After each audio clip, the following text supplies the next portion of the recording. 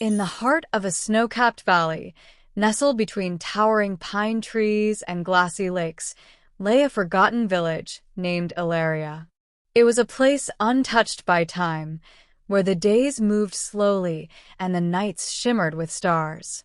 But what made Ilaria different from the world beyond its mountains was one simple truth: the villagers never spoke. Not out of oppression, nor out of fear, but out of reverence. For generations, the people of Ilaria believed that true wisdom lived not in words, but in silence. They communicated through gestures, through eyes that held stories, and hearts that understood the unsaid. Into this world came Aarav, a young writer from the city. He had been chasing noise all his life: debates, discussions, interviews, applause. His mind was loud, always racing, always writing.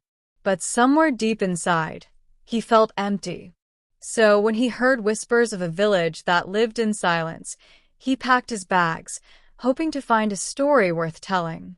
The journey to Ilaria was not easy. Through winding paths and quiet forests, he finally arrived, exhausted and skeptical. How could a place without words have anything worth writing about? The villagers welcomed him without a word. An old woman placed a hand over her heart, bowed slightly, and smiled, a gesture that said, "You are safe here." He was offered a small wooden cabin beside a lake, surrounded by nothing but wind, birds, and the occasional rustling of leaves. At first, the silence was suffocating. Aarav tried to speak to a boy who passed by with a herd of sheep. The boy just smiled and pointed to his ears, then his heart. Aarav didn't understand. Days passed, then weeks, and slowly, the silence began to speak. He noticed things he'd never noticed before: the way the morning sun touched the peaks like a blessing, the rhythm of the river, the sigh of the wind, the way emotions bloomed in people's eyes.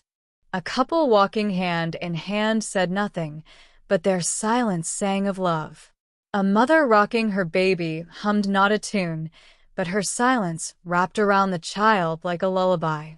Aarav began to feel something change inside him. The noise in his head softened. He no longer rushed to fill the air with thoughts. He began to listen, not just to the world, but to himself. One evening, as the sky turned pink and orange, the village gathered at the hill for their annual night of stillness. No one told him what it meant, but he followed. They sat together in a wide circle, holding candles.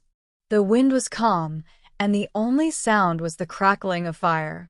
In that sacred silence, Aarav felt a presence, a unity with the people around him, with the earth beneath him, and with something far greater than himself.